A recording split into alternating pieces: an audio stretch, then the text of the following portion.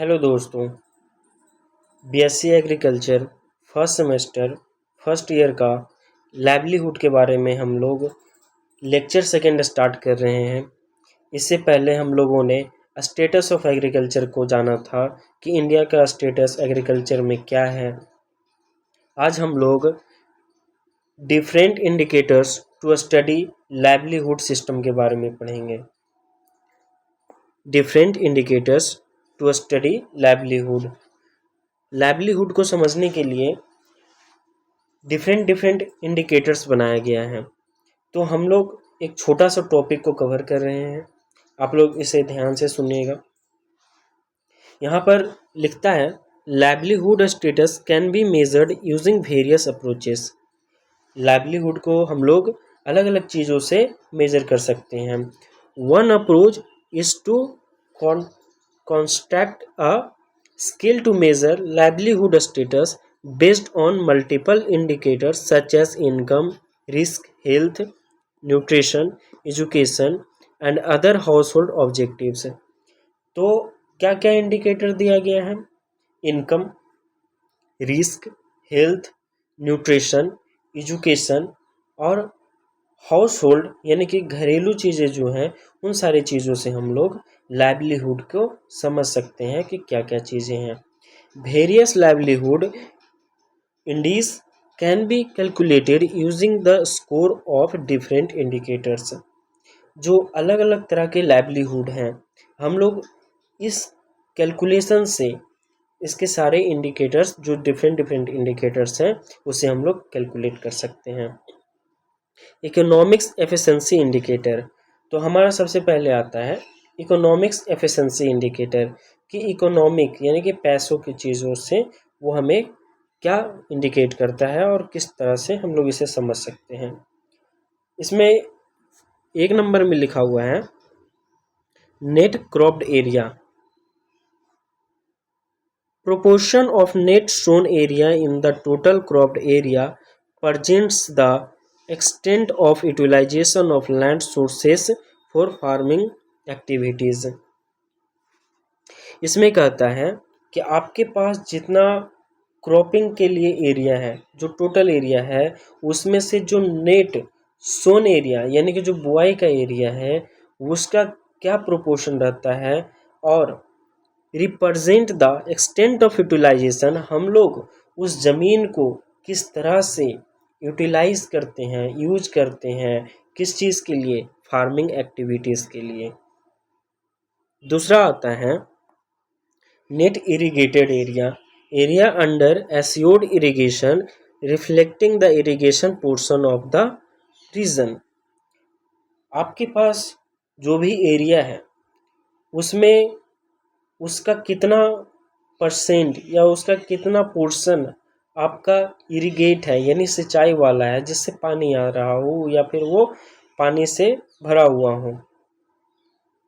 तीसरा होता है grain yield of food crops, जो हम अनाज लेते हैं, जो हमारा फूड क्रॉप्स है, जो खाने पीने की जो फसलें होती है उसमें हम कितना अनाज को ले पाते हैं, तो इस चीज़ को हम लोग समझते हैं। Total food grains production of serial and pulses per unit area, हम लोग 1 एकड़ में जितना भी लगा रहे हैं उसका पर यूनिट एरिया, जो हमारा फूड ग्रेन प्रोडक्शन है किस चीज़ का? सीरियल यानी कि अनाज का और दलहन का। अनाज और दलहन का पर यूनिट एरिया में हमारा टोटल फूड ग्रेन कितना हो रहा है उस चीज़ को। Productivity of output indicates the efficiency of all the resources used in its production. यहाँ पर कहता है कि जो हमारा आउटपुट का प्रोडक्टिविटी है, जो हमने इन सारी चीज़ों को फूड ग्रेन पल्सेस ये सारी चीज़ें जो हैं उनको हम लोग जब पूरा निकालते हैं तो उसका कितना प्रोडक्शन हमें यूज़ में हुआ, उन सारी चीज़ों को हम लोग समझते हैं। Fertiliser use, right quantity, method and timing of fertiliser usage based on soil test are crucial in the optimum usages of fertiliser. आप फर्टिलाइज़र का यूज़ करें, पर एक अच्छा क्वांटिटी में, एक अच्छे तरीके से। उसका एक फर्टिलाइज़र यूज़ करने का एक टाइम होना चाहिए, और ये किस बेसिस पर होना चाहिए?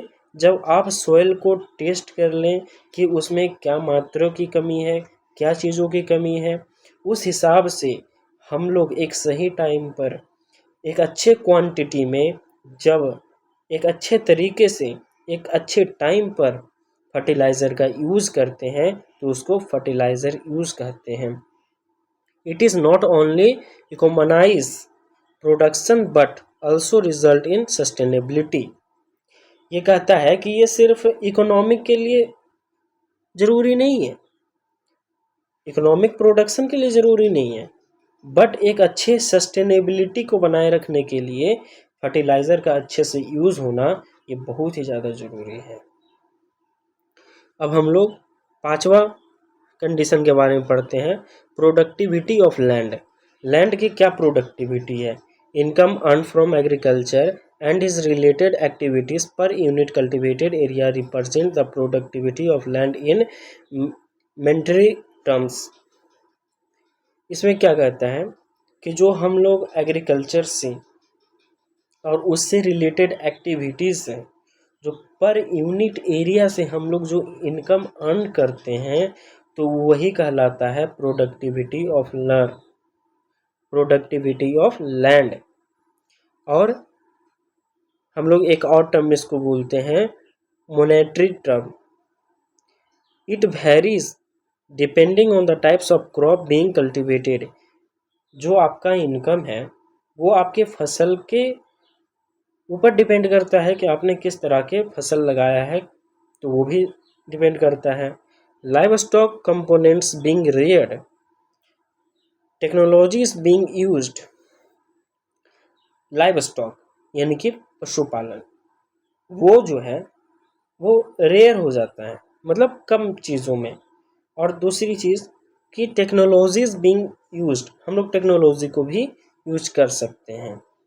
6 नंबर में आता है productivity of labour. It reflects the per capita income of the agricultural labour earn from agriculture and it's related activities. यहाँ पर क्या कहता है कि जो लेबर है वो एग्रीकल्चर के क्षेत्र से, एग्रीकल्चर में काम करने वाले जो लेबर हैं वो पर कैपिटा इनकम वो एग्रीकल्चर से कितना जनरेट करते हैं, एग्रीकल्चर से रिलेटेड एक्टिविटी से काम करते हैं, तो वो पर कैपिटा इनकम उनका कितना आता है, वो प्रोडक्टिविटी ऑफ लेबर कहलाता है। It is a crucial element in economics growth है। एक लेबर का फील्ड में, एग्रीकल्चर के क्षेत्र में काम करना, ये इकोनॉमिक ग्रोथ को भी बढ़ाता है। अब हम इसके एक दूसरे टॉपिक पर पढ़ते हैं जो है ecological security indicator. Forest cover 7 number में आपका आता है forest cover. Forest cover play an important role in ecological balance.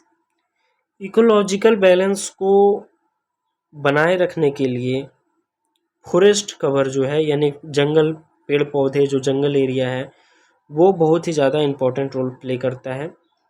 It has a greater influence on the hydrological cycle and carbon concentration.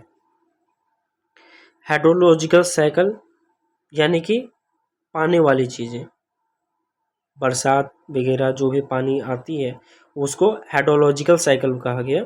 और कार्बन कंसंट्रेशन यानी कि जो प्रकृति ने अर्थ पर आपका जो कार्बन डाइऑक्साइड है, कार्बन के जो गैसेस हैं, उसको भी कंट्रोल करने में हमारा जो फॉरेस्ट है मदद करता है।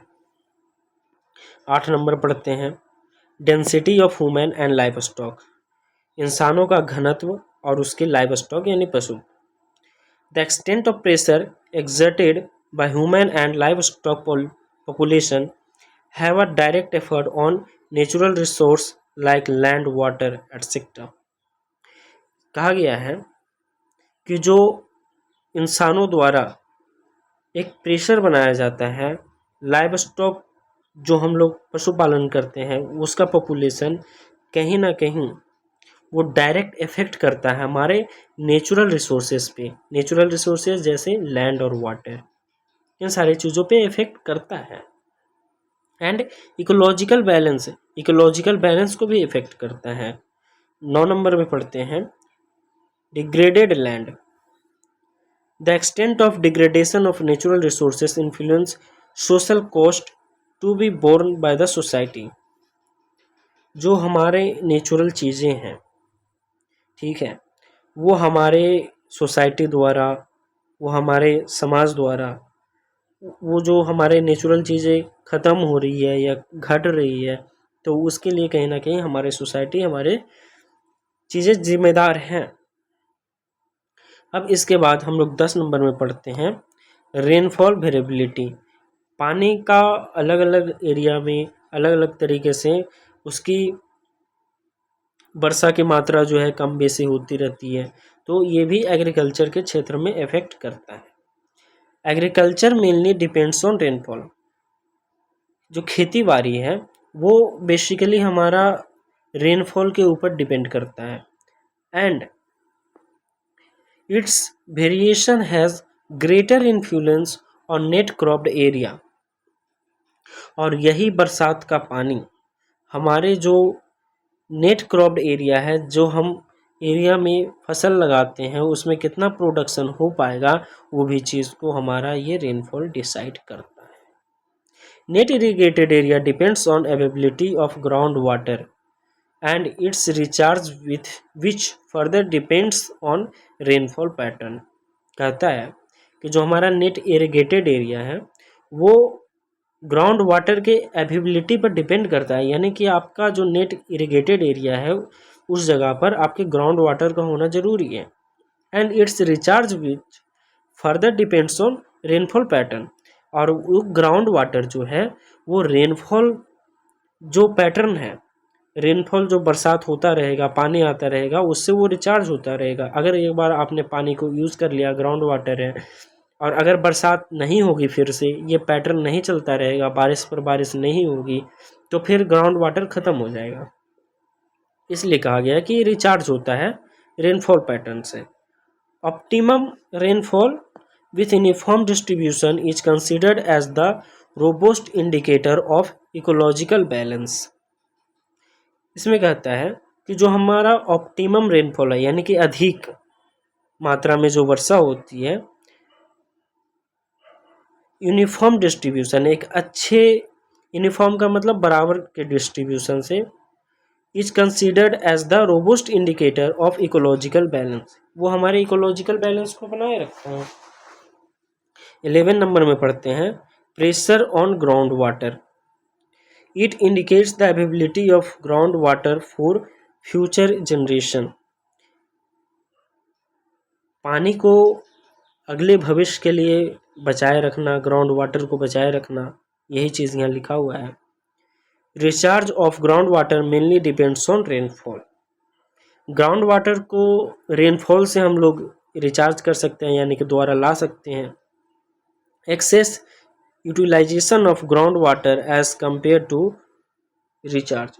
यहाँ पर क्या हो रहा है कि ग्राउंड वाटर को हम लोग ज़्यादा मात्रा में तो यूज़ कर रहे हैं, लेकिन हम लोग उसको रिचार्ज उतना नहीं कर पा रहे हैं। 12 नंबर में पढ़ते हैं cropping intensity. Growing a greater number of crop per unit area is a feasible alternative for attending food and food security. Higher cropping intensity leads to more productivity from arable land. यहाँ पर आपको कहता है कि जो आपने growing a greater number of crop per unit area is a feasible alternative for attending food and food security. आप area में बहुत ही लार्ज स्केल पर क्रॉप को उगा रहे हैं, तो उसका क्या पर्पस हो सकता है कि आप फूड यानी कि खाने के लिए, और फूडर सिक्योरिटी, जो हमारा फूडर मतलब वो होता है जो पशुओं को हम लोग खिलाते हैं, ठीक है, पशुओं को चारा के लिए देते हैं, तो उन सारी चीज़ों को रखने के लिए हम लोग ज़्यादा एरिया में हम लोग क्रॉप उगाते हैं। Higher cropping intensity leads to more productivity from arable land. जब हम लोग अधिक मात्रा में या फिर हायर क्रॉपिंग करते हैं फील्ड के अंदर, तो हमारी जो प्रोडक्टिविटी है, एरिएबल लैंड, जो हमारा ज़मीन उपजाऊ है, तो उससे हमको ज़्यादा प्रॉफिट मिलता है। Social equity indicator. अब हम बढ़ते हैं सोशल इक्विटी इंडिकेटर की तरफ। 13 नंबर में लिखता है availability of food grain and milk. In addition to food security, food को बनाए रखने के लिए nutritional security is of immense importance is attending development.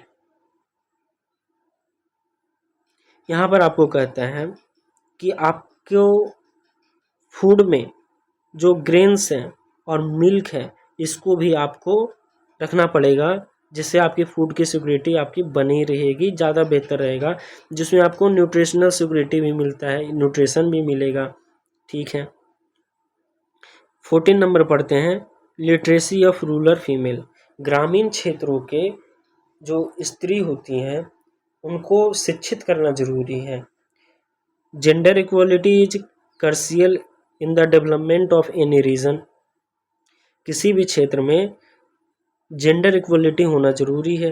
Both gender means male and female का should have equal opportunities in terms of access to resources.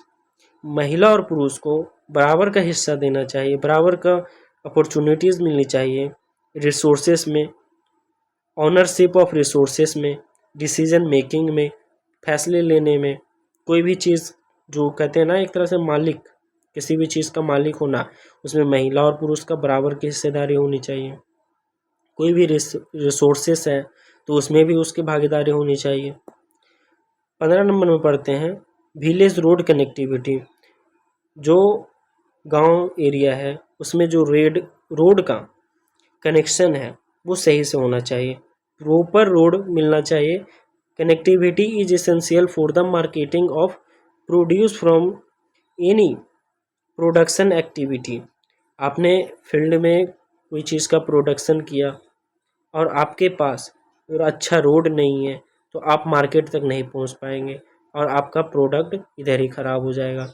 तो एक field से लेकर के आपको मार्केट तक पहुंचाने के लिए आपको रोड का होना अच्छा ज़रूरी है। Transportation alone from forms more than 50% of the marketing cost. अगर आपका ट्रांसपोर्टेशन अच्छा है, कम आप डिस्टेंस को कवर कर रहे हैं, तो आपके इसमें खर्चे कम आएंगे, आप मार्केट बहुत जल्दी पहुंच जाएंगे। मार्केट पहुंच करके आप वहाँ पर अच्छे दामों में सेल कर पाएंगे। ये क्या करता है, अगर आपके पास ट्रांसपोर्टेशन अच्छा है तो आपके मार्केट प्राइस को 50% तक बना देता है। 16 नंबर में पढ़ते हैं availability of ground water. Adequate ground water is crucial for agricultural growth. It is considered the major source of irrigation and its availability varies depending on various factors having a positive bearing on its recharge. Ground water agriculture के लिए बहुत ही ज़्यादा ज़रूरी है, जो कि हमें irrigation से मिलता है, जहाँ पर आपको इसके अलग अलग फैक्टर भी मिलते हैं, पॉजिटिव फैक्टर होते हैं। और हम जब आप रिचार्ज करते हैं ग्राउंड वाटर को, तभी आपका ग्राउंड वाटर में पानी रहता है। तो इस तरह से आपका ये छोटा सा टॉपिक कंप्लीट होता है। अगर आपको ये चैप्टर समझ में आया हो तो आप कमेंट में लिख करके बता सकते हैं। इसके अगले टॉपिक फिर से आएंगे, तब तक के लिए आप चैनल को सब्सक्राइब कर सकते हैं, कमेंट कर सकते हैं, बता सकते हैं। अगर इसके टोटल नोट्स चाहिए तो भी आप कमेंट में कर सकते हैं, या फिर हमें आप मैसेज भी कर सकते हैं। Thank you everyone.